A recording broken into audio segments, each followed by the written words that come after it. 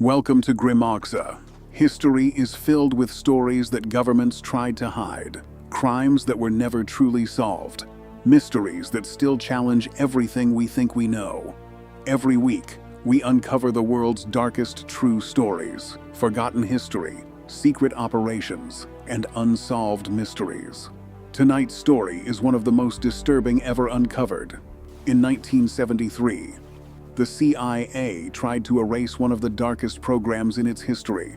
Thousands of documents disappeared forever, but a few survived. Those surviving files revealed experiments so disturbing that even members of Congress struggled to believe they had really happened. To understand why the CIA created this program, we must return to the beginning. In the autumn of 1950, a chilling concept gripped the American public. Journalist Edward Hunter published an article in the Miami Daily News, using a new term to describe how the Chinese government supposedly reprogrammed minds. Brainwashing. The word quickly spread across newspapers and living rooms, capturing a raw, existential terror. The Cold War was no longer merely a race to build bigger atomic weapons. It had become a quiet war for the control of human thought itself. This abstract fear materialized into a stark reality during the Korean War. American soldiers captured by communist forces began appearing in propaganda broadcasts. To the horror of military officials, these prisoners of war did not speak like captives. They openly denounced their own country, confessed to fabricated bioweapons attacks, and praised their captors. In Washington, intelligence analysts watched these recorded confessions with growing dread. They struggled to explain how patriotic American soldiers could be turned so completely, so quickly. The Central Intelligence Agency reached a terrifying conclusion. Analysts believed the Soviet Union and China had developed secret chemical or psychological methods to erase a person's free will and install absolute loyalty. In the eyes of intelligence directors, this represented a massive, unseen security gap. The United States was completely unprepared to defend against or deploy such invisible weapons. This perceived deficit created an atmosphere of desperation. Intelligence officers argued that if hostile foreign powers possessed the ability to manipulate cognition, the nation faced an existential threat. They believed they had to master these dark psychological arts first. The objective was clear: find a way to shield American minds from enemy manipulation and learn how to break the minds of adversaries. The race to weaponize human consciousness had begun. On April 13, 1953, Director of Central Intelligence Allen Dulles signed the confidential directive that officially authorized Project MKUltra. This administrative order transformed Cold War anxieties into a structured, highly classified program designed to run with absolute secrecy and deniability. To ensure maximum security, Dulles bypassed standard agency channels, placing the initiative under the direct administration of the Technical Services Staff, the specialized division responsible for the CIA's covert scientific research. Under internal agency taxonomy, the prefix MK designated research projects, while the term Ultra signaled the highest level of compartmented secrecy. To lead this sensitive undertaking, the agency selected Sidney Gottlieb, a chemist who had joined the Technical Services staff 3 years prior. Gottlieb was appointed head of the chemical division within the staff, effectively making him the chief architect of MKUltra. Under the bureaucratic structure designed by Dulles, Gottlieb operated with extraordinary latitude. He answered to a highly restricted chain of command, bypassing standard institutional reviews and reporting directly to senior leadership. The administrative framework of MKUltra was designed as a sprawling umbrella, eventually encompassing over 150 distinct sub-projects. These sub-projects were managed using a system of numbered files to maintain strict compartmentalization. For example, financial records filed with the CIA Comptroller in June and November of 1953 established the early funding streams for these individual units under deep cover. By utilizing this fragmented design, Gottlieb ensured that external researchers, contractors, and even internal staff officers remained blind to the overall scale and true objectives of the program. The official declassified purpose of these sub-projects was the research and development of chemical, biological, and radiological materials capable of altering human behavior. The ultimate goal of this institutional architecture was to produce operational tools for clandestine warfare, focusing on interrogation enhancement, behavior modification, and the elimination of individual free will. Through this highly organized, secret bureaucracy, the CIA established the foundation for a nationwide apparatus of human experimentation that would operate undetected for 2 decades. In the early 1950s, Gottlieb's search for a chemical key to bend and break the human mind led him to a Swiss laboratory. The Swiss firm Sandoz was the sole legal manufacturer of a newly discovered compound, lysergic acid diethylamide, or LSD. Believing this substance held the key to absolute behavior control, the agency began purchasing millions of micrograms, securing shipments that would feed Gottlieb's secret research for over a decade. When foreign supply lines threatened to dry up, the agency turned inward, contracting American pharmaceutical giant Eli Lilly to synthesize the drug domestically, even ordering a full kilogram of the compound for their expanding trials. With an abundant supply secured, researchers designed protocols to evaluate the chemical's operational potential. They divided their experiments into distinct dosage ranges. Low doses, typically between 1/10 and 2/10 of a milligram, were administered to see if the drug could act as a truth serum. Researchers observed a temporary loss of ego and a massive increase in suggestibility, hoping these states would make subjects compliant during interrogation. But the trials did not stop there. Scientists pushed the chemical boundaries, administering massive doses of up to 2 milligrams to induce complete cognitive collapse. In these high-dose ranges, the drug's effects became violently unpredictable. Instead of compliant subjects ready to reveal secrets, researchers documented vivid hallucinations, severe paranoia, and acute psychotic breaks. Ultimately, years of systematic chemical testing forced Gottlieb and his team to face a disappointing reality. The drug did not produce a predictable, programmable subject. A secret evaluation later concluded that LSD was too volatile, too unstable, and simply too unreliable for covert operations. The dream of a chemical truth serum was failing, yet the search for control would only expand. When chemical agents failed to deliver absolute control, Gottlieb's researchers turned directly to the architecture of the human mind. Under the agency's internal taxonomy, specifically designated as Category 8, scientists mapped out non-pharmacological methods designed to systematically dismantle a subject's psychological defenses. Hypnosis became an early line of inquiry. Through Sub-Project 56, the agency contracted psychologists to evaluate if hypnotic induction could reliably induce amnesia or carry out post-hypnotic commands. Researchers wanted to know if a courier could be programmed to carry sensitive intelligence across borders, completely unaware of the secrets locked in their own subconscious mind. To strip away a subject's orientation, researchers built sensory deprivation chambers.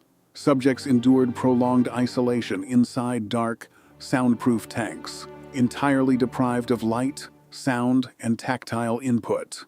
Without external stimuli to anchor reality, the human brain rapidly destabilized, inducing hallucinations and making the subject highly vulnerable to suggestion in less than 24 hours. For subjects who remained uncooperative, researchers initiated electroshock trials. Scientists administered brief, high-intensity electric currents to disrupt neural pathways, effectively seeking a complete cognitive reset. These electric shocks shattered short-term memory, leaving a blank canvas for behavioral reconstruction. Ultimately, these distinct tools were combined into intensive psychological conditioning. By pairing isolation, continuous auditory playback, and targeted electrical currents, Gottlieb's team attempted to force absolute behavioral compliance. This redirected agency efforts away from simple interrogation, targeting instead the complete and permanent reconstruction of human behavior. The machinery of behavioral control required more than isolated government facilities. It needed the credibility of mainstream American science. To establish this, the agency routed funding through a network of private foundations and dummy corporations, establishing research contracts at over 80 institutions. Universities and medical schools became hubs for classified sub-projects, their staff insulated by compartmentalized paperwork that erased any mention of the Central Intelligence Agency. At Georgetown University Hospital, Sub-Project 35 funded biological and chemical studies under a secure cover contract. At the same time, the search for test subjects led researchers to state and federal prisons. Incarcerated individuals unable to legally give informed consent were treated as accessible test populations.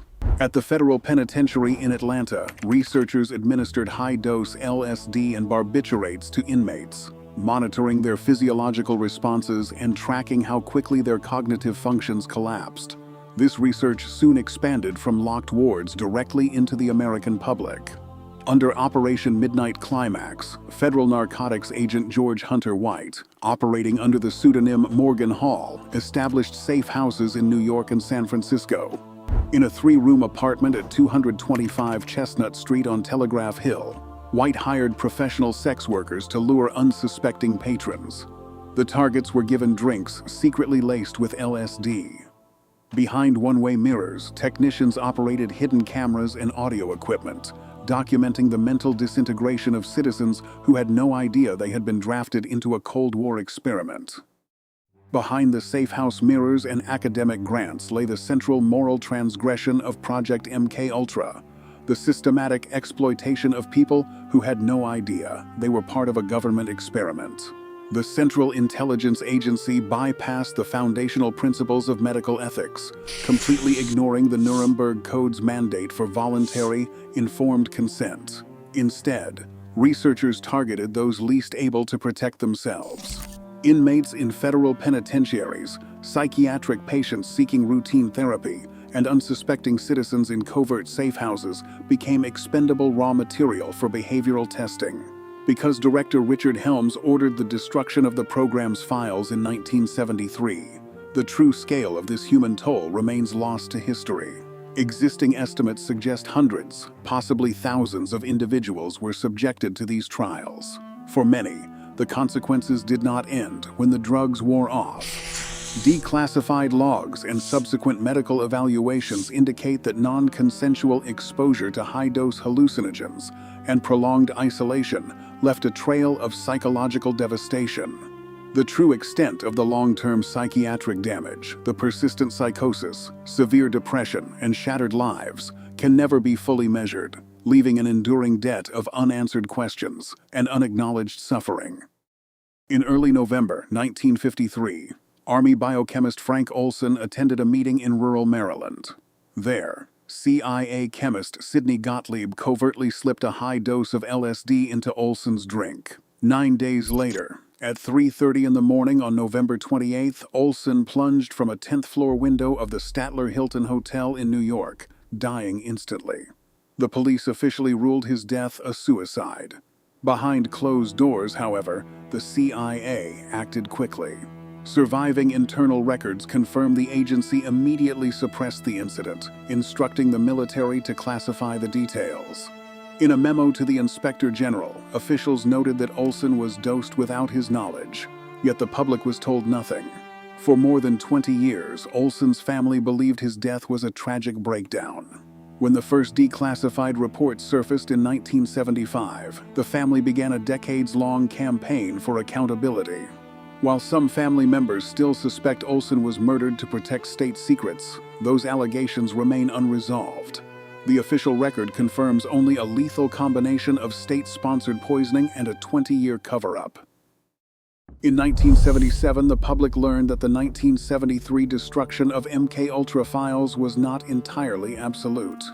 A massive bureaucratic oversight left behind an archival loophole. Roughly 20,000 pages of financial records, misfiled in the CIA's budget archives, completely escaped the shredders. This small cache of surviving documents, later recovered through Freedom of Information Act requests and preserved in the National Security Archive, became the backbone of every major investigation that followed. Among these papers were purchase invoices, sub-project budget ledgers, and travel vouchers that verified the program's darkest chapters. One surviving invoice from July 1959 documented the delivery of 5,000 micrograms of LSD to the San Francisco safe houses. Another declassified memorandum from November 1954 outlined the cover contract at Georgetown University Hospital. Yet, the archive remains deeply fragmented. Because the primary operational files, laboratory notes, and subject logs were turned to ash, investigators were left trying to reconstruct a 20-year global network from receipts and administrative forms. This structural silence means the identities of hundreds of victims and the full extent of the experiments remain permanently out of reach. In 1975, the surviving financial fragments collided with a series of explosive public investigations. The Rockefeller Commission confirmed that the agency had conducted systematic drug testing on citizens who had no idea they were targets. Months later, the Senate's Church Committee opened televised hearings that laid bare the scale of these domestic experiments. For the first time, Americans watched as intelligence officials testified about safe houses, forced druggings, and the deliberate destruction of government records. The public reaction was one of profound shock and outrage. The Church Committee's final report issued a devastating judgment, officially condemning MKUltra as an unlawful and unethical program that systematically violated basic human rights. While the hearings proved that the government had crossed ethical boundaries in the name of national security, they also exposed a chilling reality. Because the primary operational files were gone, investigators could never identify every victim or reconstruct the full truth of what occurred in the shadows. Subscribe to the channel for more deep-dive historical investigations. With millions of documents reduced to ash, we are left staring into a void. What history officially confirms is chilling, but the full truth of these experiments remains forever out of reach. In an age of invisible warfare, the most haunting question is whether this machinery of control was ever truly dismantled or just refined. Subscribe for more investigations into the shadows of history.